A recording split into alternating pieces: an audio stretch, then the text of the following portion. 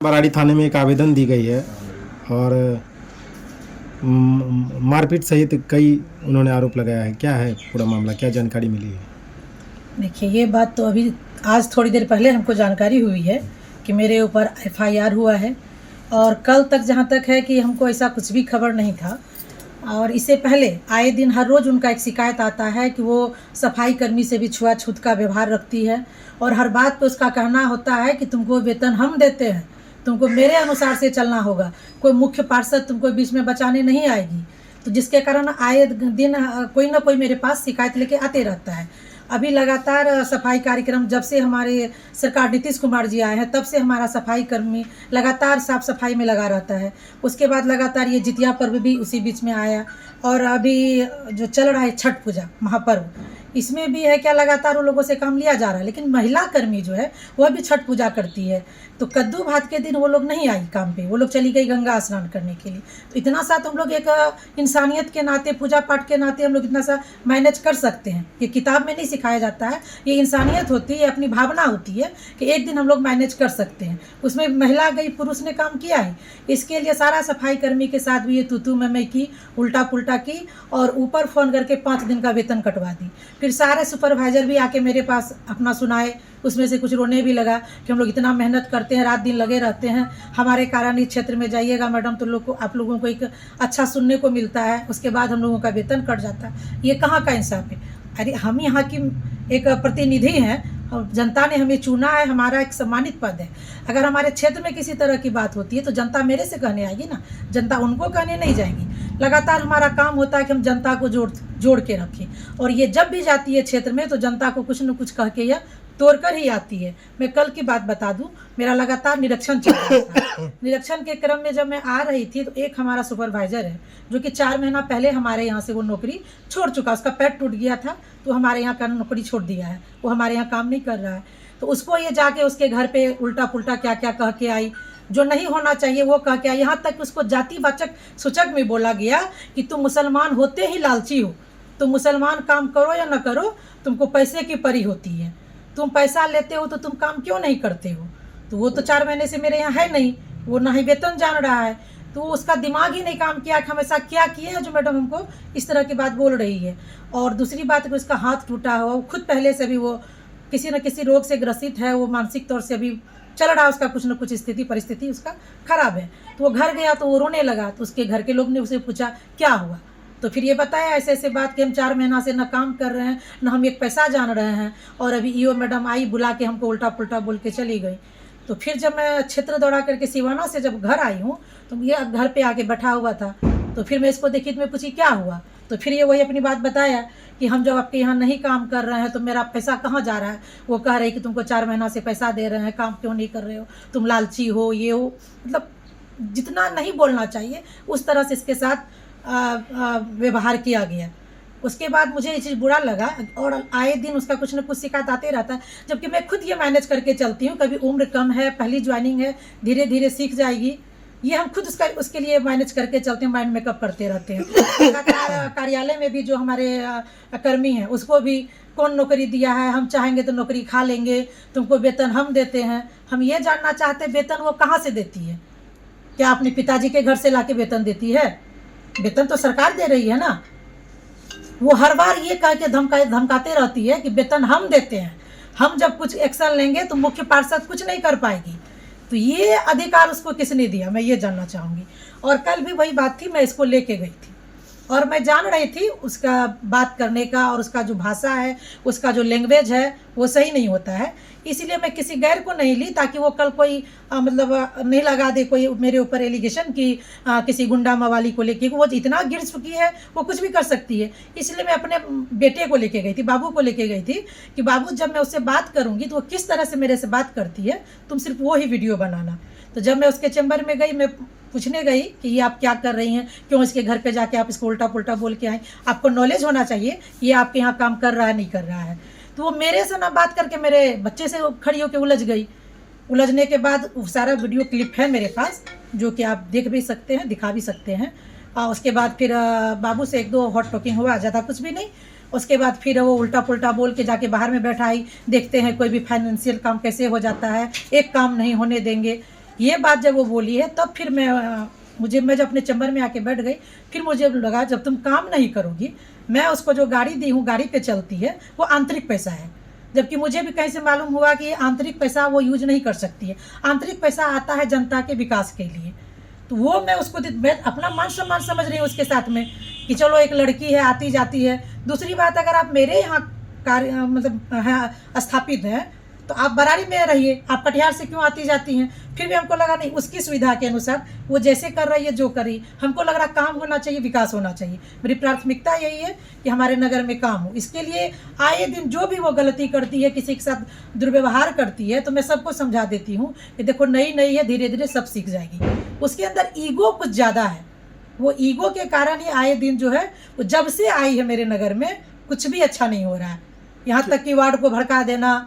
इसी बात पे हम उसके ड्राइवर को बुलवाए, बोले बाबू तुम गाड़ी का चाबी यहाँ रख दो। उसके ड्राइवर ने गाड़ी का चाबी मेरे टेबल पे रख दिया। और फिर भी मैं अपने स्टाफ से बोली उनको बुला के लाओ। मुझे लगा कि लास्टली मैं फिर उससे एक दो बात कर लूँ कि इस तरह से आप मत कीजिए। तो जब मैं खबर की कि उसको बुलाओ, कि मैडम बुला रही हैं, तो फिर वहाँ से खबर करवाई कि कह दो कि हम नहीं जाएंगे, जो करना है कर लें। तो फिर मैं लास्ट में जब घर आने लगी तो मैं चाबी लेके घर आ गई। बस इतना ही कुछ था, इसके आगे कुछ हुआ ही नहीं है। अब पता नहीं वो रात को 10 बजे 11 बजे तक कौन सा साजिश रची, कहाँ कहाँ क्या की। ये लग रहा है कि किसी न किसी पदाधिकारी की मिली भगत के कारण, या कोई न कोई है जो उसको सिखा रहा है ऐसा करने के लिए। खैर ये तो जांच का विषय है। और मैं अपने शीर्ष नेता से भी यह मांग करती हूँ कि इस तरह का अगर कहीं हो रहा है तो उसके ऊपर ये जांच का विषय बनता है।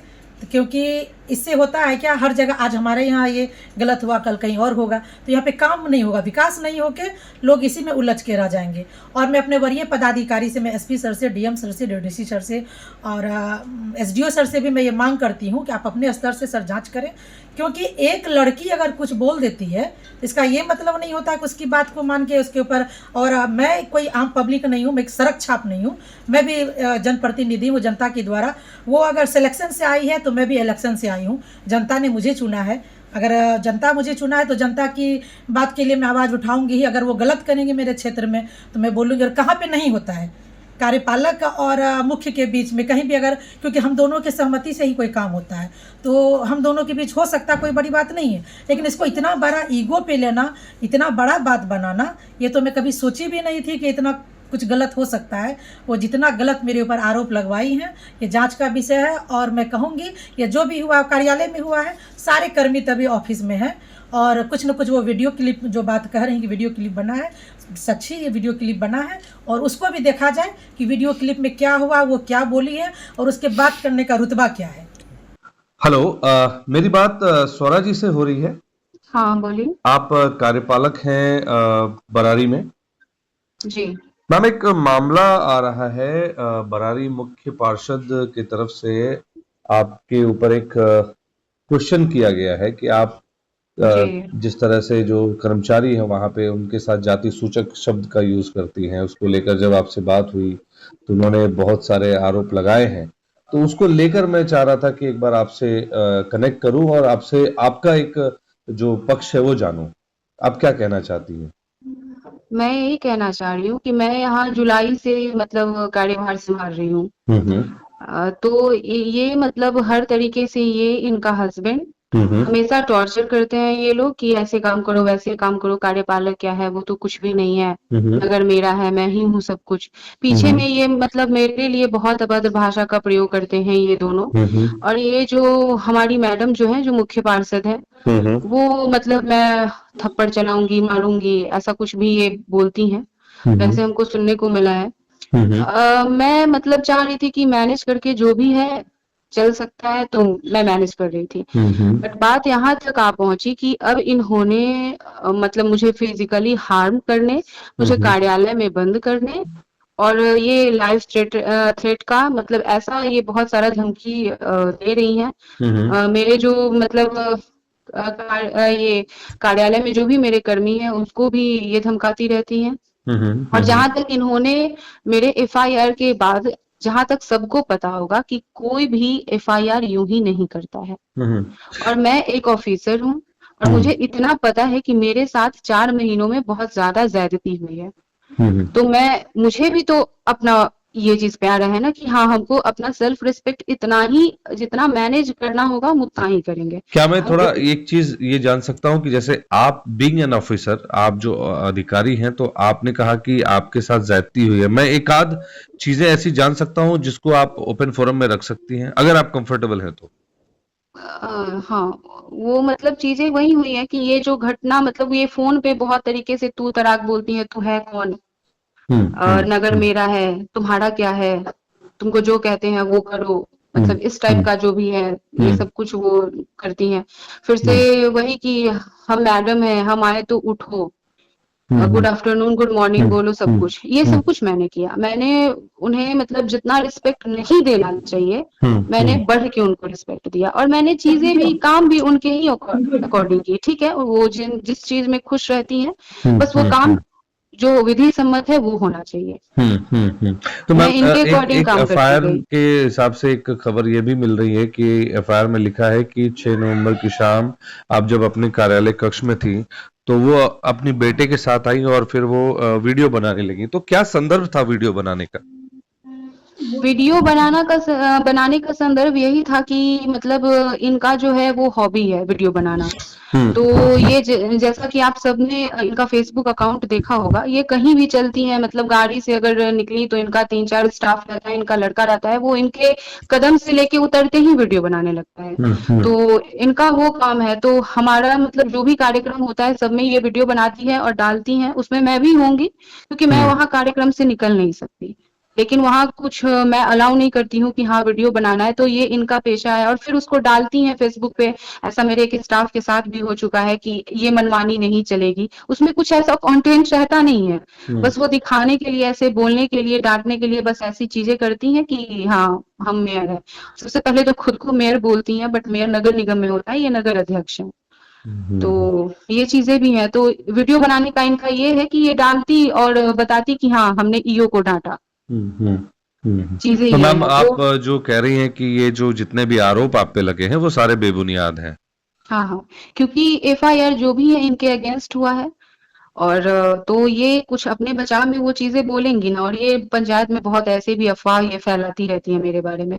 बात ये हुई कि यहाँ पहले एडिशनल जो भी थे चार्ज में थे ईओ, तो उतना उनका मतलब यहाँ इन्वॉल्वमेंट रहता नहीं था। मैं बिहार नगर सेवा से हूँ, मैं एक गेस्टेड ऑफिसर हूँ, तो मुझे जो भी कार्यभार मिला है मैं यहाँ आके संभाल रही हूँ। और ये हो रहा है कि मैं फील्ड में हमेशा मैं विजिट करती हूँ, जाती हूँ, देखती हूँ, और जो भी सुपरवाइजर या जो भी है सब लोकल है।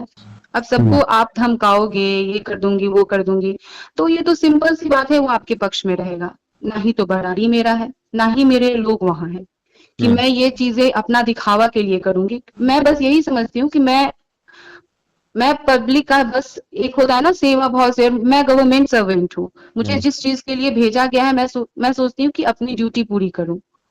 मैम तो एक वही आखिरी सवाल मैं आपसे करना चाहूंगा कि जी जैसे आपने कहा कि जिस तरह से आपसे मतलब बात हुई फिर आप उस पर एफआईआर हो मतलब करने गई थाने में, तो जो वक्त रहा बहुत कम समय में देखा ये जाता है कि बहुत कम समय में ये एफआईआर दर्ज हुआ। वैसे देखा जाए तो पुलिस बहुत इतनी ज्यादा एक्टिव नहीं होती है जो जनरल पब्लिक होती है। इसके बारे में क्या कहेंगे कि एक पदाधिकारी का एफआईआर जल्दी दर्ज हो जाता है एक पब्लिक के कंपेयर में? नहीं नहीं, ऐसा कुछ नहीं था क्योंकि मामला ही कुछ ऐसा था। और जहां तक थाना की बात है वो मेरे बगल में ही, मेरे ऑफिस के बगल में ही है। ओके। तो ये भी चीजें हुई और मैंने सबसे पहले डीएम सर को कॉल किया। मैंने डीएम सर को कॉल किया, डीडीसी सर को किया, एसडीओ सर को किया। वो लोग तुरंत एक्शन लिए कि एक पदाधिकारी ही जब सेफ नहीं है तो आम पब्लिक कैसे सेफ रहेगा। करेक्ट, जी जी जी। और थाना का क्योंकि डिस्टेंस बहुत कम है तो तुरंत एक्शन हुआ और मैं गई, क्योंकि वो टॉलरेट करने लायक ही नहीं था। मैंने 4 महीनों से टॉलरेट किया, मैं अपनी हेल्थ नहीं देख रही थी, मैं सब कुछ की अब मैनेज होगा, अब सही होगा, अब सही होगा। बट मैं भी अधिकारी हूँ, मुझे भी पता है, मुझे भी शौक नहीं है कि 6 घंटे जाके थाना में बैठना, जहाँ मेरा साथ कोई नहीं दिया क्योंकि सारा स्टाफ को ये धमका चुकी थी। मेरा साथ कोई नहीं दिया, मैं वहां अकेली थी। मेरे एक बैचमेट आए, वो मेरा साथ दिए, बाकी मैं अकेली थी वहां पे, कोई मेरे साथ नहीं। तो मेरा भी नहीं वो है ना कि हम 6 घंटे जाके वहां पे अकेले बैठे और हम एफआईआर करवाएं। वो चीजें कुछ इस तरह हुई। और मैं ये आपको पूरी घटना बताती हूँ। मैं घाट इंस्पेक्शन के लिए गई थी, तो वहाँ एक क्या है कि 3 और 4 वार्ड में हमारा सुपरवाइजर नहीं है। वो सुपरवाइजर मतलब 4 महीने पहले छुट्टी पे शायद चला गया था। और मुझे जहां तक पता है कि उसका मतलब पेमेंट किया जा रहा था, क्योंकि मेरे पास जो सफाई कर्मी का जो लिस्ट है मैं उसके अकॉर्डिंग पेमेंट करवाती हूँ। तो मैंने उससे बस वही चीज पूछा। मैं घाट पे ही थी, मैं गाड़ी में बैठी और ये जो वार्ड 4 का जो वार्ड पार्षद था वो बोला कि मैडम यही यहाँ का सुपरवाइजर है, क्योंकि मैं जब भी उधर घाट इंस्पेक्शन के लिए जाती हूँ वार्ड 4 से वो रास्ता मतलब जाती है वहीं पे, वो हमेशा बोलता है कि मैडम यहाँ कचरा साफ नहीं होता है। तो मैं बार बार सुन के कि ठीक है कौन है सुपरवाइजर, मैं एक्शन लूंगी ना, क्योंकि सरकार पे करती है और मेरे द्वारा वो पेमेंट होता है, तो मैं एक्शन लूंगी। तो मैंने बस उससे यही पूछा कि ठीक है तुमने 4 महीने से काम नहीं किया तो तुम आके एक एप्लीकेशन दे सकते थे ना यहाँ ऑफिस में। उसके बाद मैं सोचती कि हमको किसको रखना है, हायर करना है, मैं देखती तब तक, क्योंकि यहाँ पे सफाई प्रॉपर ढंग से नहीं हो रहा है। तो वही मैं बोली कि तुम काम नहीं कर रहे हो और पैसा ले रहे हो, ये चीज तो गलत है। बस यही चीज था। और ऐसा सुनने में आया, मैं मतलब ये कह नहीं सकती हूँ कि ये सही भी हो, लेकिन ऐसा सुनने में आया कि वो जो सुपरवाइजर था वो कुछ दिन पहले इनके बाउंसर मतलब इनका था, वो काम करता था एज ए बाउंसर। तो मैं इसमें मतलब बता नहीं सकती कि ये सही है, मुझे भी सुनने में आया है। हाँ, तो ये उसी को लेकर आई और यहाँ पे ये फिर ये सारी कहानी शुरू हो गई। सारी कहानी शुरू हुई। और ये जो बोलती है कि मैंने ईओ को बुलाया, ये अपना कुछ नहीं बोली कि ये पहले आई, मेरा कार जो जहां मेरी गाड़ी लगी थी उसको ब्लॉक की अपने गाड़ी से कि ईओ निकल के जा ना पाए। और वहां से ये वीडियो बनाना स्टार्ट की। इन्होंने किसी स्टाफ को इन्फॉर्म नहीं किया कि हाँ हम आए हैं, तो मैडम आ रही है मेरे चैम्बर में या आप ही आ जाओ मेरे चैम्बर में। इन्होंने कोई इन्फॉर्म नहीं किया। ये डायरेक्ट घुसी और आके बोलती है उठो, मेयर आई है। समझ में नहीं आता है कि मेयर आती है तो उठना पड़ता है। तो मैं थोड़ी सी डर गई, क्योंकि मुझे पता नहीं था कि मेरे साथ कुछ ऐसा एक्शन होने वाला है। तो मैं सच में उठ गई ऐसे। उसके बाद इनका लड़का वीडियो बनाने लगा। मैं आपको वही बता रही हूँ जो मेरे साथ हुआ है। जी जी। इनका लड़का नहीं, आप सुन लीजिए, इनका लड़का वीडियो बनाने लगा। मैंने उसको बोला कि मैडम बैठेंगी, तुम कौन होते हो मेरे कार्यालय में, यहाँ पे कोई भी सरकारी काम चल रहा है, तुम क्यों आओगे, तुम निकलो, वीडियो क्यों बना रहे हो। क्योंकि इसमें कोई वीडियो बनाने वाली बात ही नहीं थी। ऐसा कुछ रहता कि मैंने ऐसा कुछ काम किया है तो वीडियो बनता। और मैं ईओ हूँ, मैं उनके सामान तो कुछ ऐसा है नहीं कि मैं उनसे नीचे। और जहां तक बात है, हमारा एक्ट कहता है मैं एचओडी हूँ, तो उनको इस चीज का ख्याल खैर नहीं रहा। फिर भी मैंने बोला कि मैडम बात करेंगी, उनको जो बात करना है, तुम यहाँ से निकलो, तुम वीडियो क्यों बना रहे हो। तो वो मेरे पे चढ़ने लगा। इन दोनों ने मुझे घेर लिया और वो बहुत बदतमीजी किया, गालियां सुनाई और वो मतलब फिजिकल होने का कोशिश कर रहा था। तो मैं पीछे हटी, मुझे चोट भी लगा, मैं निकल के बाहर गई। और ये लोग पूरा इस तरह से मेरे साथ बिहेव कर रहे थे, गालियां दे रहे थे कि लग रहा था कि अब थप्पड़ ये मार देंगे। इस वजह से मैंने लॉक किया खुद को। नहीं तो यही होता, मैं मार खाती। वहां पे अगर कोई भी लड़की रहती तो उस लड़की को थप्पड़ मारती, क्योंकि कोई भी फिजिकल असॉल्ट करता है। लेकिन मैंने उस समय भी अपनी अपब्रिंगिंग का ख्याल रखा कि नहीं, ये चेयरमैन का लड़का है, मैं ये चीज नहीं करूंगी। लेकिन उसकी परवरिश कैसी हुई है, वहां पे उसकी माँ है, लेकिन उनको ये समझ में नहीं आ रहा था कि ईओ है, मैं इससे बात करूंगी, मेरा लड़का क्यों इस पे चढ़ेगा। और वो मेरे से लगातार बदतमीजी कर रहा था। और फिर बोली कि ये कार्यालय में रहेगी, इसको बंद करो, ये कैसे जाती है देखते हैं। और मेरे ड्राइवर को धमका के उससे चाबी छीन के इनका लड़का और ये दोनों चली गए। यही घटना हुई है मेरे साथ। जी जी जी, बहुत बहुत धन्यवाद मैम। बीएमडब्ल्यू न्यूज बिहार के साथ आपने समय दिया और वो सारी बात आपने शेयर की और अपने ऊपर लगाए गए आरोपों को बेबुनियाद बताया। मैं कोशिश करूंगा कि आने वाले समय में इस तरह की बात ना हो और पदाधिकारियों के साथ इस तरह से होना भी नहीं चाहिए। जो भी चीजें हैं हम लोग उसको चाहेंगे कि बाकायदा ढंग से इसको रखें, आपकी बात को भी और जो मुख्य पार्षद है उनकी भी बात को रखें, और चूंकि हमारी कोशिश यही रहती है। तो बहुत बहुत धन्यवाद एक बार फिर से आपका समय देने के लिए।